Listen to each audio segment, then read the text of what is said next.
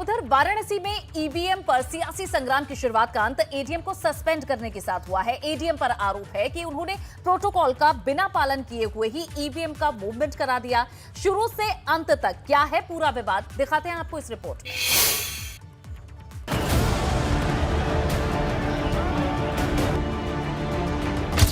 EVM मामले पर प्रशासन का एक्शन, वाराणसी के एडीएम को किया सस्पेंड। ट्रक में पकड़े गए थे ईवीएम, सवालों के घेरे में एडीएम।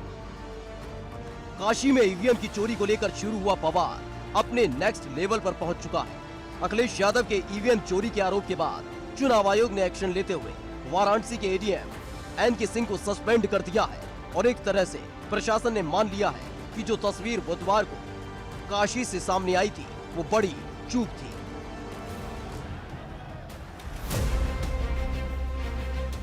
गौरतलब है कि वाराणसी में एक ट्रक में ईवीएम भरे मिले थे, जिसके बाद समाजवादी पार्टी के कार्यकर्ता सड़कों पर उतर आए थे। ईवीएम से भरे ट्रक का वीडियो जारी करते हुए अखिलेश यादव ने प्रशासन पर आरोप लगाया था कि भाजपा को जिताने के लिए ईवीएम की हेराफेरी की जा रही है। दो गाड़ियां क्यों भागी? अगर कोई चोरी नहीं थी, प्रशासन ने, सिक्योरिटी ने इतना इंतजाम क्यों नहीं किया? इतनी फोर्स है, अभी इलेक्शन की फोर्स गई नहीं है यूपी से, तो आखिरकार अधिकारी क्यों नहीं कर रहे थे? क्या वजह है कि बिना सिक्योरिटी, बिना इतने इंतजाम के ईवीएम जा रही हैं?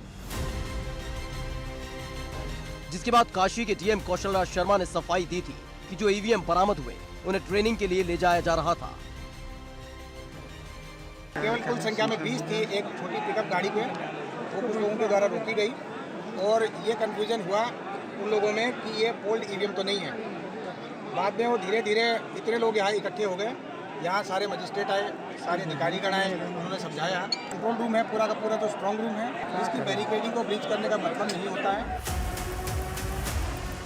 लेकिन अब जिस तरह से एडीएम एनके सिंह को सस्पेंड किया गया है, उससे सवाल खड़ा हो गया है कि क्या वाकई ईवीएम को लेकर बड़ी चूक हुई है, क्योंकि अब ये लड़ाई बहुत आगे बढ़ चुकी है। समाजवादी पार्टी की शिकायत के बाद अब भाजपा ने भी चुनाव आयोग का दरवाजा खटखटा दिया है और अखिलेश यादव की भाषा पर आपत्ति जताते हुए शिकायत दर्ज कराई है। प्रशिक्षण के लिए व्यवहार करने वाले ईवीएम को बहाना बना के जो कल हिंसा की गई बनारस में, इसकी आपत्ति करने के लिए हम चुनाव आयोग आए थे।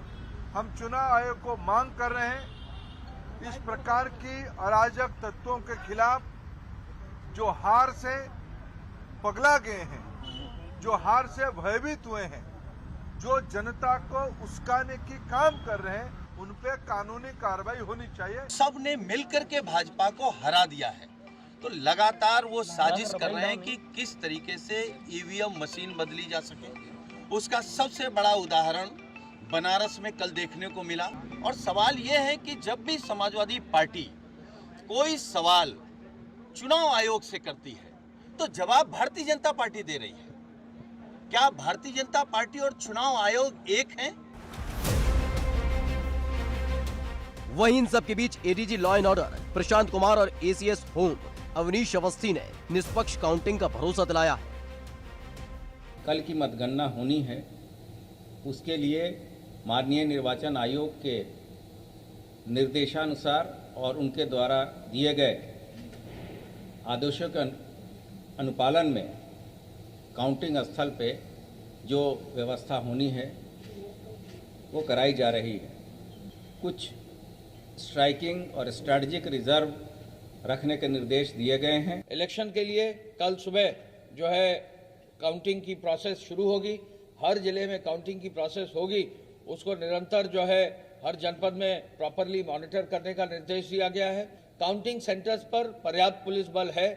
आज जो है लगभग पूरे इस प्रक्रिया में 2 महीने से अधिक हुआ है पूरे इलेक्शन प्रोसेस का, और इसमें अभी तक 7 राउंड में काफ़ी हद तक जो है प्रॉपर एक व्यवस्था बनाकर सफलता हासिल हुई है। अब सबको नतीजों का इंतजार है, क्योंकि जो आश्वासन प्रशासन ने दिए हैं, जो दावे चुनाव आयोग ने किए हैं, उन सब की अग्नि परीक्षा अब 10 मार्च को होगी। Bureau report, ABP Ganga.